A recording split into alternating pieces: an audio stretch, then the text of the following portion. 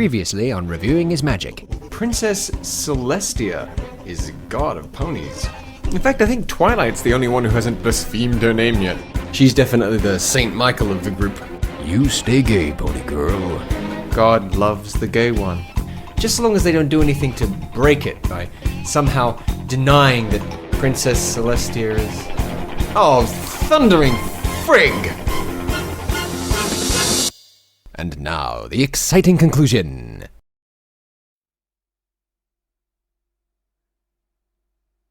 Well, I guess God doesn't love the gay one. I mean, this doesn't look particularly omnipotent to me! So, Celestia's not God. Interesting. Makes me wonder what they set it up in the series for, though. But hey, it's not a total train wreck. It's still a good show, right? And I bet this episode's gonna be just fine. Right?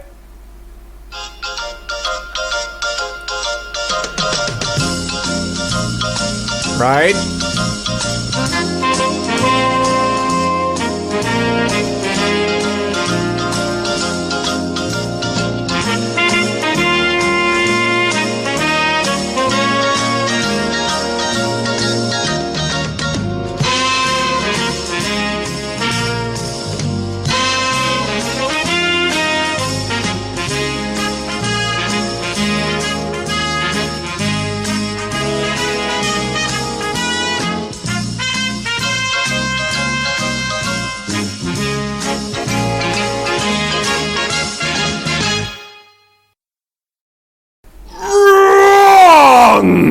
This season finale is a total mess, save for now the fact that it completely banjaxes my delightful headcanon. You know, the one predicated on a sweet theological allegory like C.S. Lewis's Narnia and such?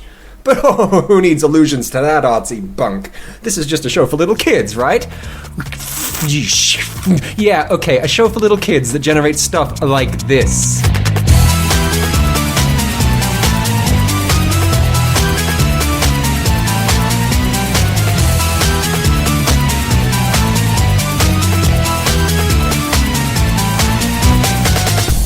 All that for a little kid show, huh? Boy, you guys are freaks. Now, remember when I said, So leave a message if you want to talk about another good episode that makes you go, Dude, My Little Pony rocks, brah! or better still, an episode that makes you think, this show is for little girls. Well, ladies and gentlemen, I submit to you, Exhibit B! and just in case, and on the off chance it hasn't already been made abundantly clear how I feel about it, I don't like this episode! It is a bad episode, and you should feel bad when watching it! But no, I certainly did.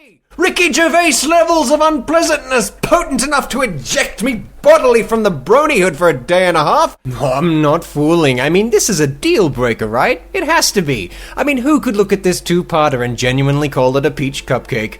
But oh no, saith the bronyhood. You bronies, you. Bronies, you friggin' kid. Epicness! This made me cry tears of joy. most beautiful episode ever. Oh, sweet Celestia, Vinyl Scratch has magenta eyes! Boo! Boo! Dude, calm down. Seriously. Hello? Who is that? Just me, dude. Chill. Brony Curious? What are you doing here? Well, I am in the opening credits. Shh! You leave the fourth wall alone. Hang on. What do you want? I'm here to help. This Canterlot wedding thing isn't nearly as bad as you think. What? No, really. You Yes? think that a Canterlot wedding Uh-huh. is salvageable? No, dude, it's not just salvageable. It's ingenious. Right. No, I'm serious. Sure, you who thinks the Nightmare Moon saga was broken. Yep. You, who thinks that the Discord two-parter was lacking. Uh-huh. You, who thinks that all the episodes thus far focusing on big event-driven adventures instead of personal character studies are seriously flawed, thinks that a Canterlot wedding is ingenious. It's true. Your Honor, I object. Well, that's what I'm here for. Let's hash it out. Oh yeah, right. You want to see me cry? No, man, let's end this. Oh yeah? Yeah! Well then let's do it right. I ain't got nothing better to do. The hell? Don't do that! There's no coming back from that! Well then I guess we'll dance together forever. In pony hell!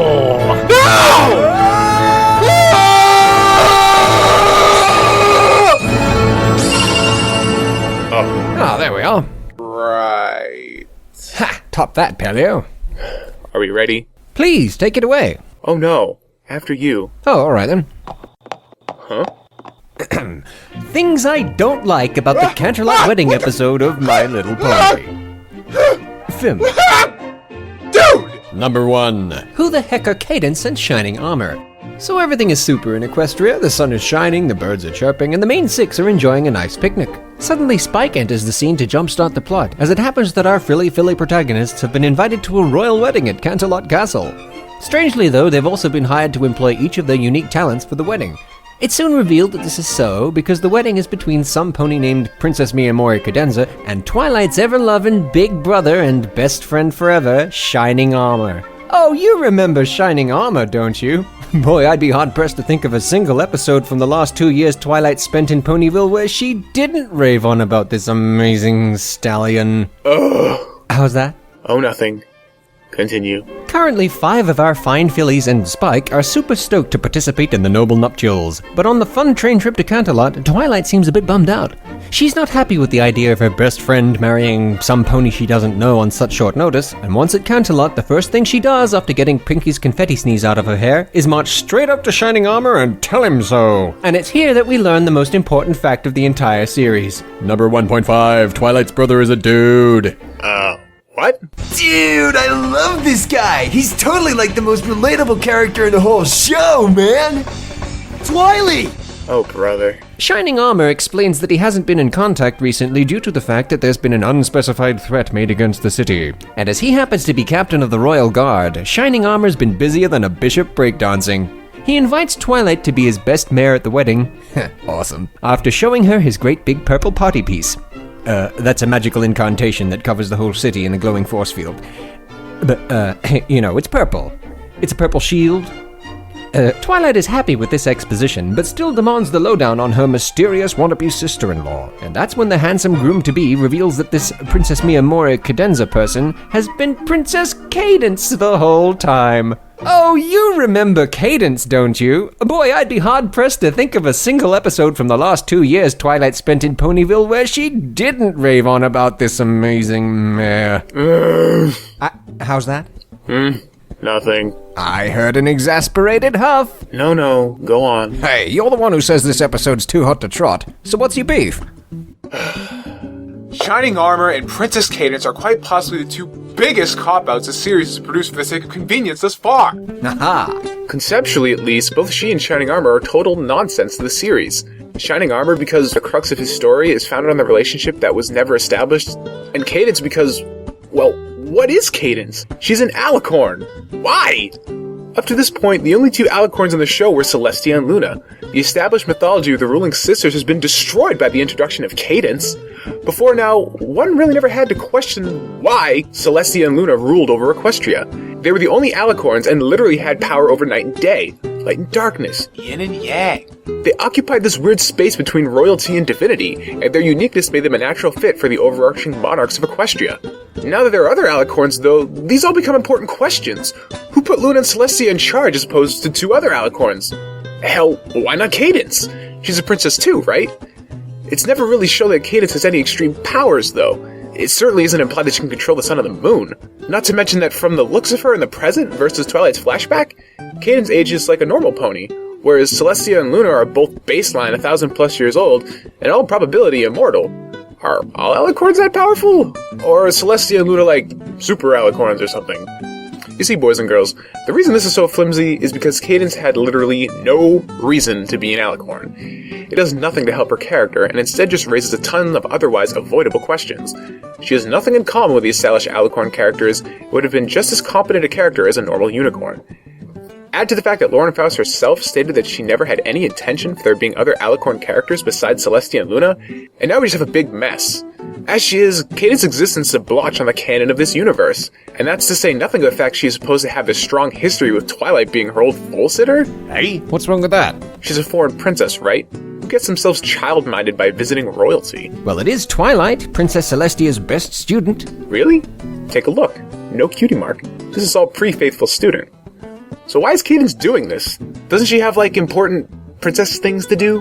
Did her parents take away her allowance or something? Maybe she's just really civic-minded. I don't know. It just doesn't seem like something a princess would do. It feels more like a way to get Twilight to all of a sudden be okay with Shining Armor getting married. Or perhaps it's just a contrivance to sell new playsets to 9-year-olds. That's very G3 of you, Hasbro. Well, I'm glad we agree then. This episode sucks. The end. See you next time, everypony. Hey, whoa. These things aren't huge problems. They're just nitpicks over the setup. With little polish, they could have been made to work perfectly fine. Do tell. If Twilight didn't actually know who Cadence was, it would have made an even stronger point as to why she was so convinced that Cadence was actually evil, as well as why it was so hard for her friends to believe that she's actually onto something.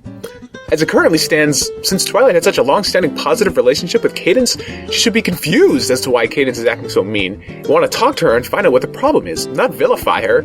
If Cadence was a stranger, though, her actions and assessments would be playing right into Twilight's already established penchant for paranoia, and again, reinforcing her friend's reluctance to believe her. And as for Shining Armor, if he had a strained relationship with Twi, it would explain why she had never mentioned him before this point. Problem solved!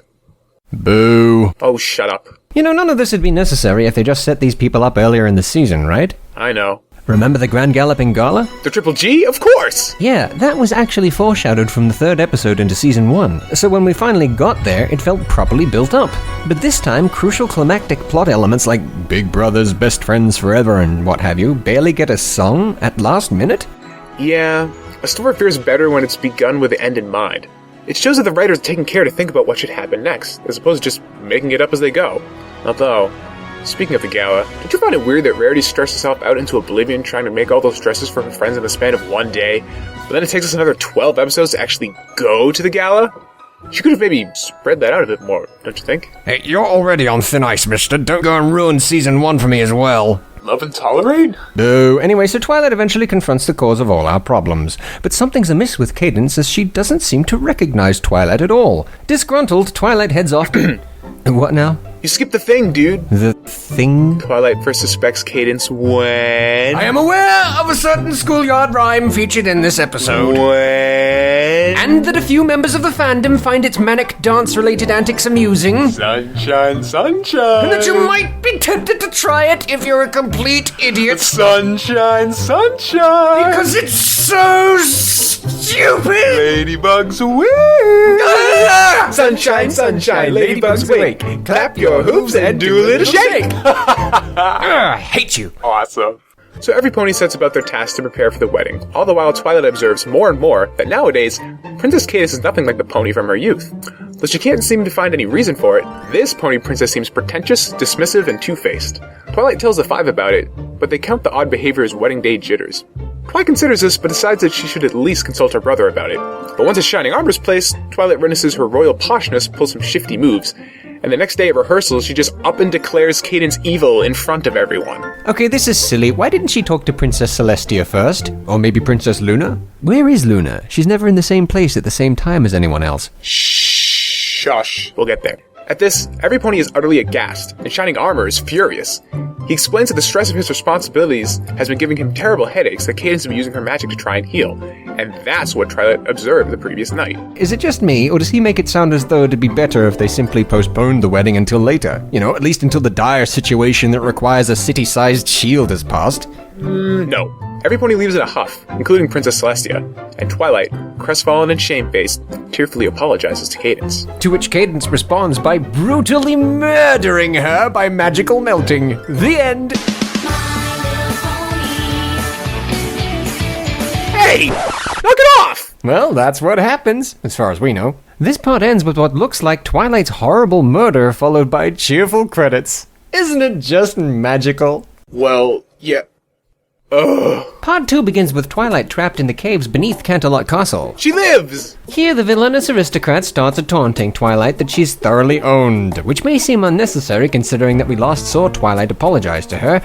That is, until she starts her evil gloating about shining armor. Twilight is so incensed by this that she begins to madly bust down cave walls, which eventually unveils the real Princess Cadence! Armed with nothing but lies, Twilight looks ready to kill her, but fortunately the real Princess Cadence can prove her identity. Sunshine, sunshine. Shut your flippin' face! They manage to claw their way out of the caves thanks to Twilight's Nightcrawler powers, and make their way back to the Great Hall just in time to stop the wedding. Whoa, slow down, man. You're forgetting something. Again. What? Only one of the best things about this arc. Wait, oh no, you don't mean, oh. This day's going to be perfect. Oh! What? This day aria stunned me the first time I heard it. Like, I love the songs and Friendship is Magic, but this song took everything to a whole new level. This was some Golden Age Disney level atmosphere going on here. The choreography was awesome. Choreography? The singing was amazing, and while it was a little ham-fisted like Shining Armor's introduction, it gave us a glimpse at the real Cadence, and we learned that she really does love Twilight's brother and is worthy of our care as an audience. Golden Age, what are you talking about? Dude, come on. The feels. Boo! Anyways, the two make it to the wedding just in the nick of time. Every pony is shocked by Twilight's interruption, except for fake Cadence, who seems to fail to realize that if Twilight escaped, then she'd probably bring the real Cadence with her, yeah? Fake Cadence is kind of an idiot. Well, funny you should mention that. Number 2. Fake Cadence is an idiot. Who then dramatically reveals herself as the evil, unnamed ruler of the Changelings, while Princess Celestia goes out for coffee. The Queen, later revealed as Queen Chrysalis, then begins to monologue about how she's been siphoning away love from Shining Armor, who himself is now under her direct control, somehow, and her Changeling army is, right now, chipping away at his magical shield. Celestia returns from her coffee break in time to challenge Chrysalis directly, and promptly gets her omnipotent cheeks cosmically spanked. I know, dude. They're there. Now, to give him some credit, Chrysalis actually seems surprised that she defeated the one and only Celestia. And who wouldn't be? I mean, who'd have thunk that the love of one star-crossed stallion had the power to neutralize a deity? However, if she wasn't sure that it would work, then we must assume that open battle with Princess Celestia was Plan B. Right, so if that's the case, then what was Plan A?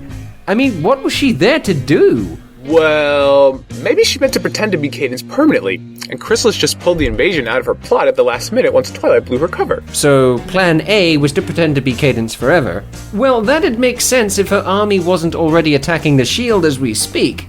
This invasion looks clearly premeditated, and especially given how mean Chrysalis has been to every pony up until now.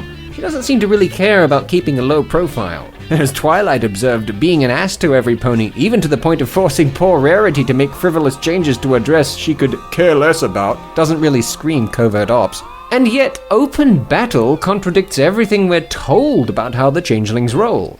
They're covert folk, right? Who'll secretly eat your good vibrations? Well then, maybe it isn't just love that gives Changeling strength, but just strong emotion in general. Oh, bollocks. We were told that these creatures feed on love, and to do that they'd have to sneak in and pretend. If they can consume any emotion, why don't they just bop in and start terrorizing every pony instantly? Emotional buffet. Well, it must be because Shining Armor had that massive energy shield around Canterlot. Chrysalis needed to get him out of the way so her army could sneak in or invade. Well, he seems to be in her power now. Why doesn't she just order him to lower the shield? Was this a mistake? And see, the shield itself is a problem because it's not explained why it's up in the first place. Oh, there was a threat made against the city, but by whom? We must assume that it was by Chrysalis, but Chrysalis is already inside the shield. She would have had to have threatened the city whilst inside the city, and all by herself. Was that a mistake? And why would she be alone? She has an army that can look like anyone. So we're to understand that all on her own, Chrysalis sneaked into Canterlot to take down a shield that would never have been a problem if she hadn't sneaked into Canterlot. Unless, of course, the shield was already up before she got there, in which case, why doesn't her army just sneak in the way she did? Perhaps Chrysalis just sucks at planning. Well, I wonder what else sucks around here. Number 3. Where the is Luna? 1 minute, the illustrious Princess of Darkness is there to safeguard the nighttime, and then like that, she's gone. What the fudge? Did they really think we wouldn't notice? Dude, drop it. What? No, seriously. Princess Luna has her part to play.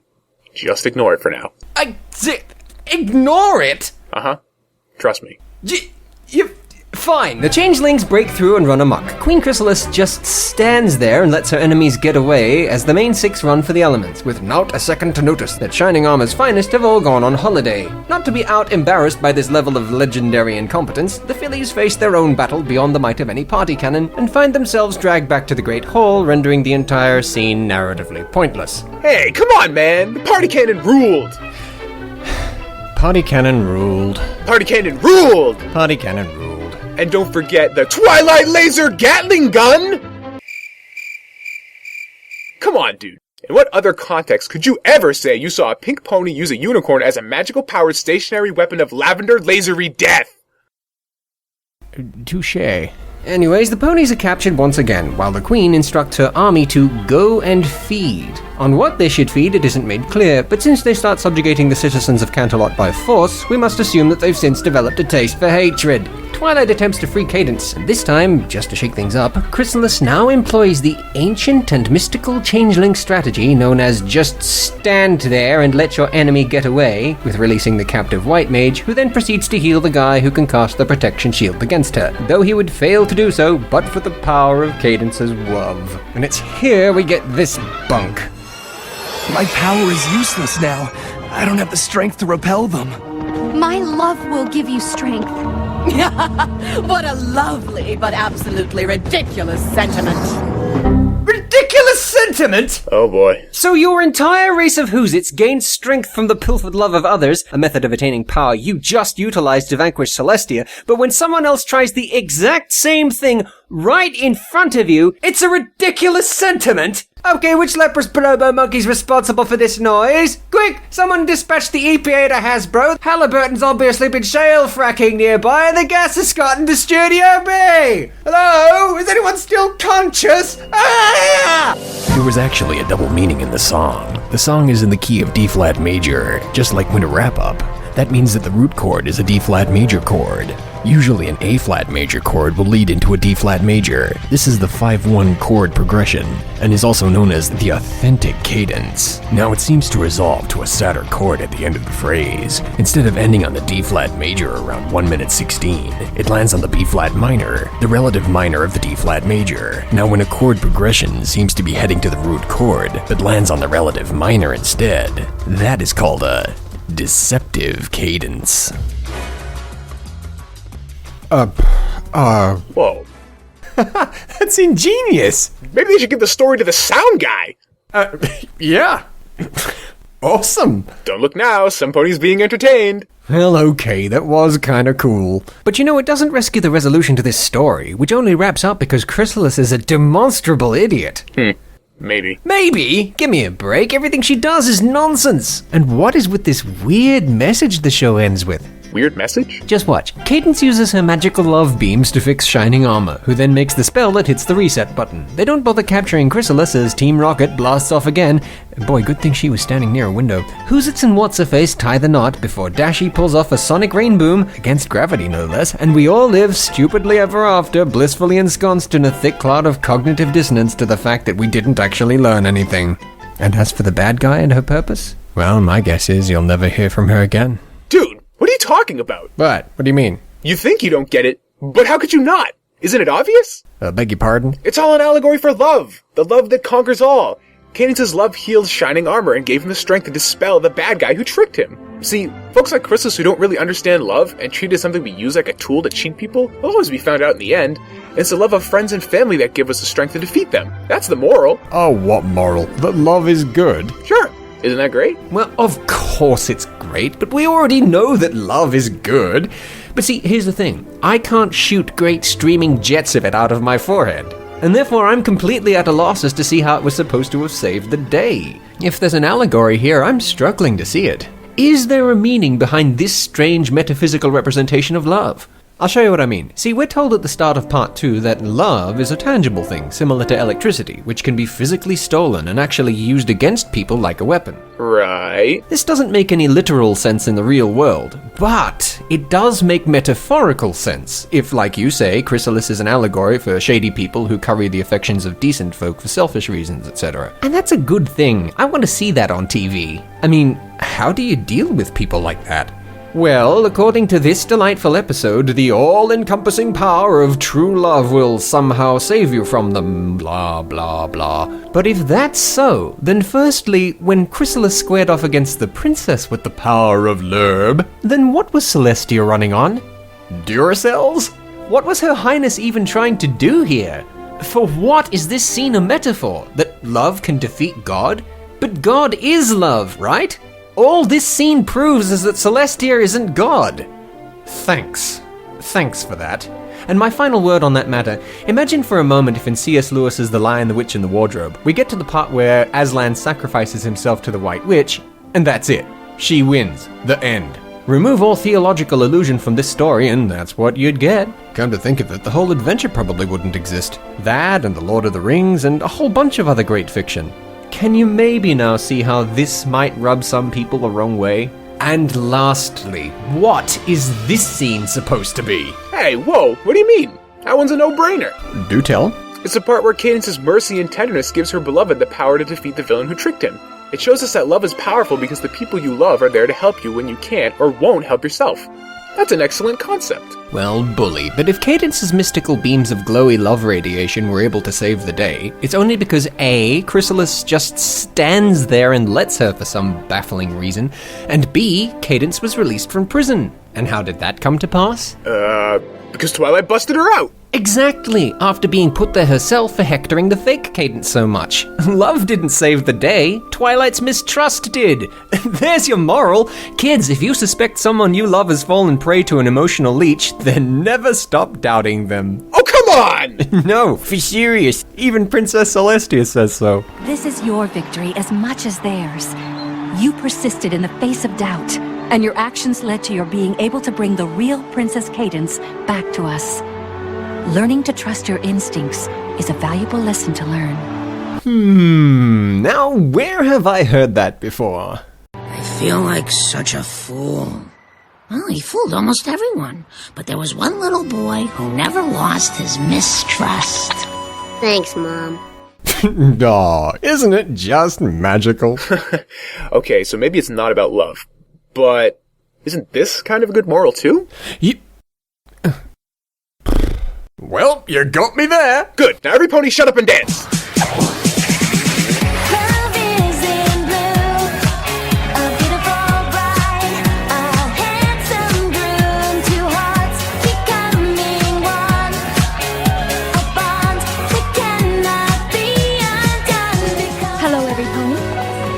Anything? What? Did you miss anything? How about everything? Where have you been, you recalcitrant banana?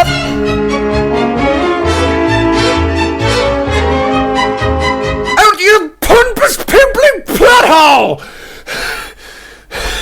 Thank you. That's it. It's over. The series is broken, and I'm going home. It's ingenious. I'm gonna stand here for like 20 seconds to give you a chance to carefully explain to me how is it ingenious?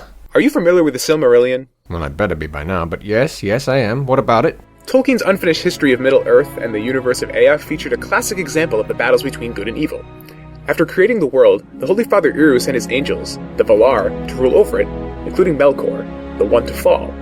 Melkor was an evil, jealous tyrant who wrought nothing but chaos and who would be defeated by the Valar many times and eventually captured. Okay, but what's this got to do with... Eventually he was released and found his way back into polite company after eons spent imprisoned. Feigning repentance, he once again lived among the Valar of Arman, where he hatched an evil plan to steal the light of the world and violently betray his brethren. Oh, I get it. Chrysalis steals love, the light of the world. The secret fire against which dark fire will not avail you, flame of Udun. Right, okay, but... But, in the Silmarillion, he did not bamboozle God, but the Valar, His angels who created the power of Ea and set the sun in the sky in an age of legend before the dawn of man, much like the kingdom of heaven before the creation of earth. Where these angelic beauties live and learn. Now, who would have the power to commit such heinous treachery? Did you not recall the legend? But a trusted loved one of their own ilk, outwardly sweet, but inside the maker of all darkness. Did you not see the signs? To be later expelled from paradise, not by God or Eru, but by a lesser Valah, a lesser angel. She's definitely the Saint Michael of the group. Ah, right. Wait, we're still talking about Chrysalis, right? So, if Equestria contains such a character, then it is someone who is most dear to its lord, as Lucifer was to God before the war. Family? And would need to know that if forced to face the elements of harmony, that they would have no effect? If the elements of harmony could cure Princess Luna of her evil instantly, I know who you are. why did she need to be locked in the moon for 1,000 years? Some pony with extensive knowledge of the castle and the caves beneath it? You're the mayor in the moon. Could cure Princess Luna of her evil. Wait.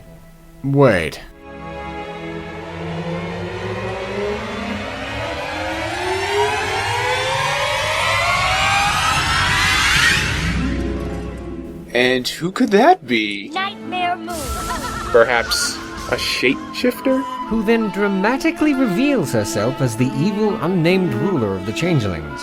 She's a changeling. Later revealed as Queen Chrysalis. I know who you are. Later revealed as Princess Luna. Does my crown no longer She come? lives in the same place at the same time as anyone It else. has been 1,000 years since I This says you'll never hear from her again. The greatest trick the devil ever pulled was convince the world she didn't exist. And then like that, she's gone.